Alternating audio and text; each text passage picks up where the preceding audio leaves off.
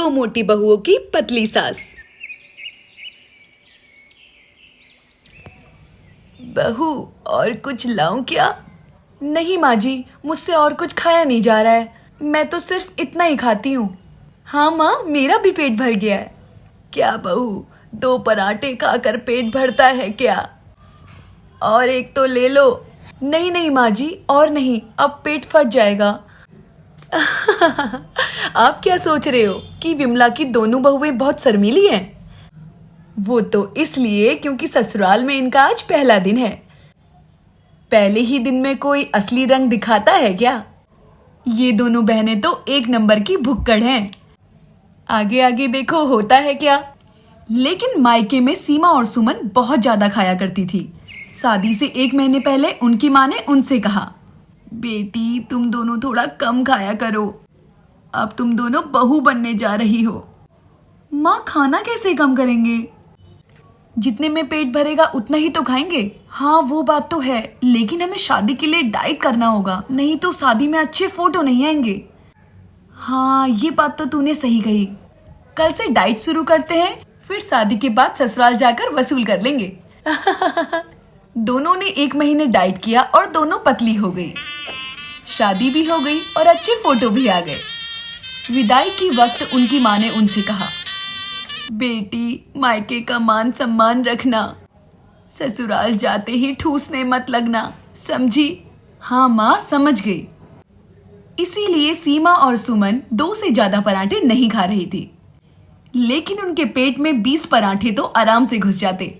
बिमला बड़े आराम से उन्हें 2-2 पराठे खिलाकर खुश हो गई। उसने सोचा, वाह कितनी शर्मीली संस्कारी बहुएं मिली हैं मुझे, मेरा तो दिल खुश हो गया। लेकिन उधर देर रात को दोनों बहनों के पेट में चूहे दौड़ने लगे। सीमा का पति अर्जुन तो खर्राटे ले रहा था, सुमन का पति भी खा पी कर मस्त हो गया था। तभी सीमा और सुमन दोनों अपने अपने कमरों से बाहर आई। सुमन, तुझे भी भूख लगी है ना? हाँ बहुत, तुझे? पूछ मत, चल रसोई चलते हैं। दोनों रसोई चले गई। रसोई में बना बनाया कुछ भी नहीं था। अरे यार, यहाँ तो कुछ भी नहीं है, अभी खाना बनाने का भी दिल नहीं कर रहा है। चलना सीमा, बिस्किट खाते हैं। 2 पैकेट बिस्किट दोनों ने 5 मिनट में खत्म कर दिए, लेकिन दोनों की भूख और बढ़ गई। ये शादी करके क्या मुसीबत में पड़ गए यार। शर्म और लिहाज के चक्कर में भूखा ही रहना पड़ रहा है। नहीं, हम भूखे नहीं रहेंगे, चल मैगी बनाते हैं। मैगी बनाकर खाने के बाद भी दोनों का पेट शांत नहीं हुआ। पेट से गुड़गुड़ आवाज आने लगी। फिर दोनों ने सब्जियां उबाल कर खा ली और दोनों सो गए। अगले दिन सुबह सुबह विमला रसोई पर आ गई। विमला को खाना बनाना बहुत अच्छा लगता था, इसलिए वो अपनी बहुओं से खाना नहीं बनवाती थी, खुद ही बनाती थी। बाकी बहुओं के लिए बहुत खुशी की बात हो सकती है, लेकिन सीमा और सुमन के लिए ये एक परेशानी थी। खाना बनाते हुए वो दोनों चोरी छुपे से कुछ खा सकती थी, लेकिन विमला तो उन दोनों को रसोई में घुसने ही नहीं दे रही थी। खैर, सुबह सुबह रसोई में घुसते ही विमला ने देखा कि सब्जियां गायब हैं। अरे, कल ही तो बाजार से सब्जियां लाई थी, वो सब कहाँ गई? बहू, तुम दोनों ने देखा है क्या? नहीं, मैंने तो कुछ नहीं देखा। हाँ, मुझे भी कुछ नहीं पता, वो चूहों ने खाई होगी। बाप रे, कितना बड़ा चूहा था कि सारी सब्जी खा गया। ये क्या, बिस्किट का डिब्बा भी खाली है? ये चूहे बिस्किट का डिब्बा भी खोलने लग गए हैं क्या? क्या पता माँ जी, समय के साथ साथ चूहे भी अपग्रेड हो रहे हैं ना। बाप रे, क्या दिन आ गए हैं। ठीक है, अब सब कुछ संभाल कर रखना होगा। बेटा जरा बाजार होकर आना। विमला ने दोनों बेटों को बाजार भेज दिया। फिर से रसोई में सब्जियां आ गई।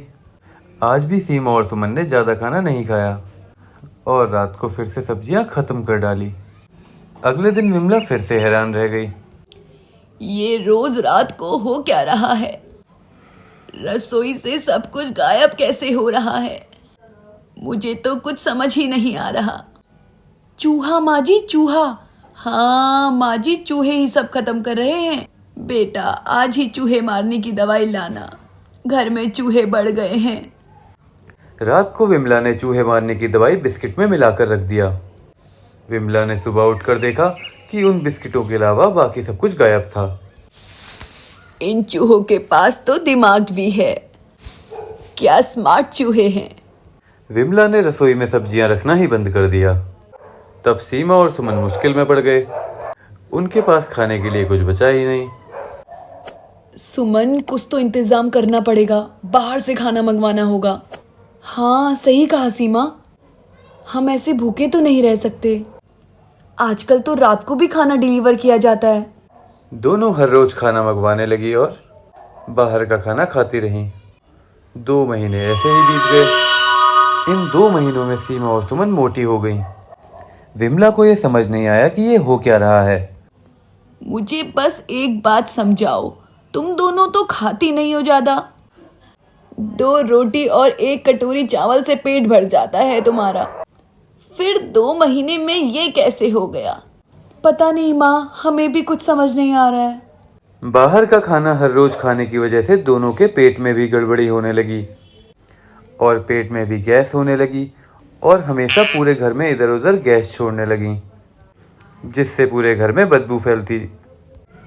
अरे बाप रे, आसपास कोई जानवर मर गया है क्या? ये गंदी बदबू कहाँ से आ रही है? पता नहीं माँ जी, हमें भी कुछ समझ नहीं आ रहा है। विमला पतली की पतली रह गई और उसकी दोनों बहुएं मोटी हो गई। एक दिन दोनों की तबीयत खराब हो गई। डॉक्टर ने कहा, ज्यादा तेल और मसाले खाने की वजह से हुआ है ऐसा। लेकिन मैं तो खाने में ज्यादा तेल डालती ही नहीं हूँ। वो मुझे क्या पता, मैं तो सच्चाई बता रहा हूँ। अब जाकर विमला को शक हुआ। उसने उस दिन रसोई में फिर से सब्जियां रख दी। रात को सीमा और सुमन फिर से रसोई में गईं और खाने लगीं। तभी वहां पर विमला आ गई। अच्छा, तो तुम हो वो दोनों चूहे। विमला को देखकर वो दोनों रो पड़ी। माफ कर दीजिए मुझे। हाँ माँ जी, मुझे भी, हमसे गलती हो गई। लेकिन तुम दोनों मेरे सामने कम क्यों खाती थी? जितनी भूख है उतना ही खाओ। माँ ने मना किया था, अगर आप हमें भूख कर समझती तो। तो ये बात है बहू, घर का खाना ज्यादा खाओगे तो कोई दिक्कत भी नहीं होगी, लेकिन बाहर का खाओगी तो बीमार पड़ जाओगी। मैं भी तुम दोनों की माँ ही हूँ, मैं कह रही हूँ। तुम दोनों को जितना खाना है खाओ, लेकिन घर का खाओ। मैं कुछ भी नहीं सोचूंगी। एक अच्छी सास मिल जाए और क्या चाहिए। उसके बाद से दोनों ने कभी बाहर का नहीं खाया। विमला उन दोनों के लिए घर में अच्छे अच्छे पकवान बनाती गई और वो दोनों खाती गई। दोनों की तबीयत भी ठीक हो गई और वो दोनों पतली भी हो गई और सास बहू ऐसे खुशी खुशी जिंदगी बिताने लगी।